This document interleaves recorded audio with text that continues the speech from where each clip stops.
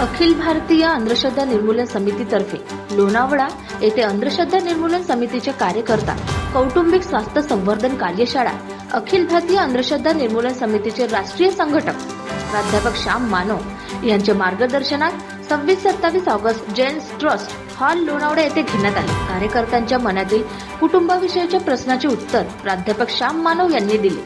ही कार्यशाळा प्रभावी आणि चांगली झाली। या प्रसंगी समितीचे राष्ट्रीय अध्यक्ष मधुकर कांबळे, महाराष्ट्राचे संघटक हरिभाऊ पातोडे, अशोक घाटे इतर मान्यवरांच्या उपस्थितीत संपन्न झाले। महाराष्ट्रातील 40 फॅमिली या ठिकाणी सहभागी झाले होते। भंडारा जिल्ह्यातून भंडारा जिल्हा संघटक डीजी रंगारी साकोली, तालुका संघटक कागदराव रंगारी यांची फॅमिली सुद्धा या ठिकाणी सहभागी झाले होते। हे विशेष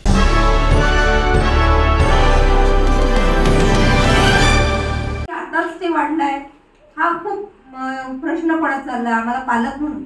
आणि लहान मुलं सुद्धा म्हणजे पहिले आमच्या काळात आम्ही कुठे गावभर हिंडलं तरी पालकांना चिंता नसायची, पण आज 2 वर्षाची मुलगी जरी घरापासून थोडी दूर गेली तर आई वडील धास्तावलेले असतात। तर हे सामाजिक एक म्हणून कसं आपण टाळू शकतो किंवा याच्यावर कंट्रोल करू शकतो? माधुरी फेंडर, यवतमाळ, इनका सवाल है कि आजकल बड़े पैमाने पर बलात्कार की घटनाएं होती है, छोटे छोटे बच्चियों पर भी बलात्कार होते हैं और उसमें इन्वॉल्व होने वाले जो लोग होते हैं वो भी शायद कम उम्र के भी होते हैं। तो ये बलात्कार आज के जमाने में बढ़े हैं या पहले से ऐसा था?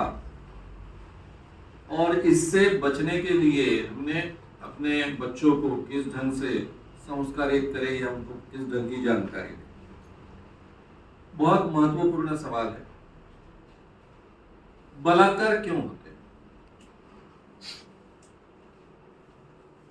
सबसे पहले बलात्कार होने का जो भी कारण होगा, मातृसत्ताक पद्धति जहां होती है वहां पर बलात्कार करीबन नगण्य होते हैं, निग्लिजिबल। अभी जो वीडियो हमने देखा था जिसके कारण पूरा देश बहुत विचलित हुआ, मणिपुर का, ये मणिपुर वो हिस्सा है जहां मातृसत्ताक पद्धति है। मैं वर्धा में, मेरा घर था वो राष्ट्रभाषा के पास था और उन दिनों में राष्ट्रभाषा में हिंदी की शिक्षा चलती थी। यानी जो ग्रेजुएट बच्चे हैं जिनका सरकार अधिकारी कर सिलेक्शन हुआ है, ये मेजर बच्चे वहां पढ़ने के लिए आते थे और उसमें 7 सिस्टर से ये सब लोग आते थे। 7 सिस्टर्स यानी मणिपुर और पूरा का पूरा एरिया है उसको 7 सिस्टर्स कहते हैं। और ये लड़कियां इतनी बोल्ड होती थी कि वर्धा जैसे शहर में लड़के एक दूसरे के साथ में बात नहीं करते थे और छेड़खानी बहुत ही चलती थी। यानी उन दिनों में जो भी बच्चा जवान होता था वो एक तो शम्मी कपूर या फिर जितेंद्र का उनकी औलाद होती थी, उसी ढंग से बर्ताव करते थे। लेकिन ये लड़कियां ऐसी थी कि इनके साथ में कोई पंगा लेने की हिम्मत नहीं करता। अभी ठीक है, वो सरकारी अधिकारी बनने वाली लड़की है, उनका सिलेक्शन हो चुका है, यहाँ पढ़ने को आई है, लेकिन लड़कियों की उम्र क्या होती थी? 20 साल, 21 साल, 22 साल, और मेजॉरिटी उसमें लड़कियां होती थी। और ये लड़कियां लड़कों को पीट डालती थी।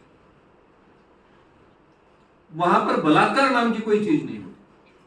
मैं पहली बार नेपाल गया था, तो नेपाल में शायद मैं पहली बार गया तब 83-84 के बात है, ये 84 के दरमियान की बात। तो नेपाल में 1/4 हिस्सा मातृसत्ताक पद्धति का, जहां सब स्त्रियों का राज होता। मैं प्रवास कर रहा था और लैंडस्लाइड हुआ। पहले ही गाड़ियां बहुत देरी से निकलनी शुरू हुई थी, बसेस। उसका कारण ऐसा था कि वहां ओले पड़े थे। मैंने जिंदगी में पहली बार नारियल इतने बड़े ओले पड़ते हुए देखे।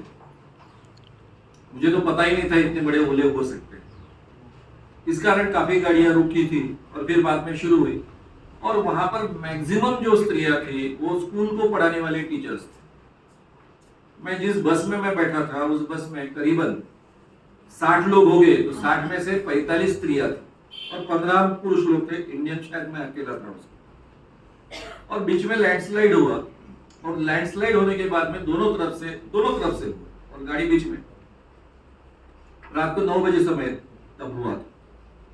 10 साढ़े 10 बजे तक तो गाड़ी में सब बैठे रहे। मेरा पत्रकार जागरूक हुआ मैंने मुलाकातें लेने शुरुआत की कि भाई इतना देरी हो गई है, रात को 10-11 तो यहीं बज गए हैं, फिर आपको डर नहीं लगता क्या?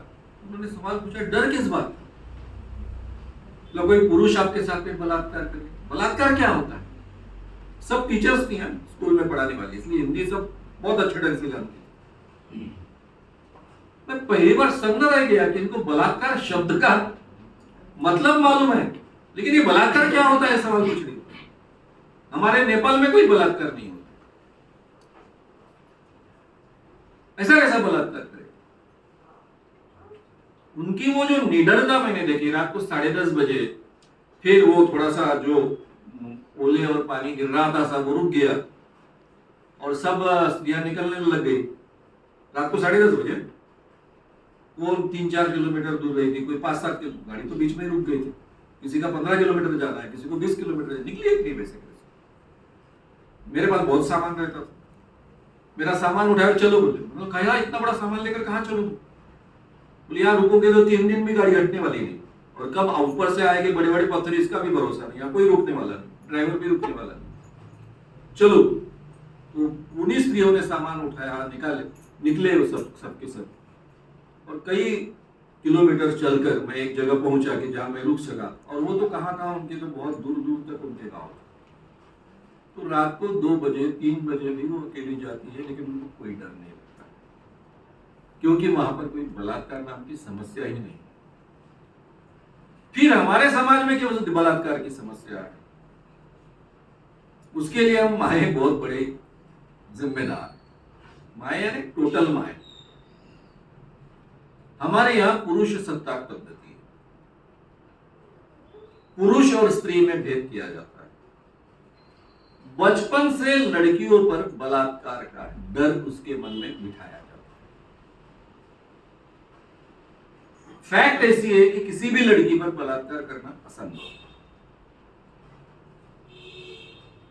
यानी बलात्कार अगर किसी पर उसके मन के विरुद्ध करना है तो बहुत ही डिफिकल्ट, करीबन इम्पॉसिबल।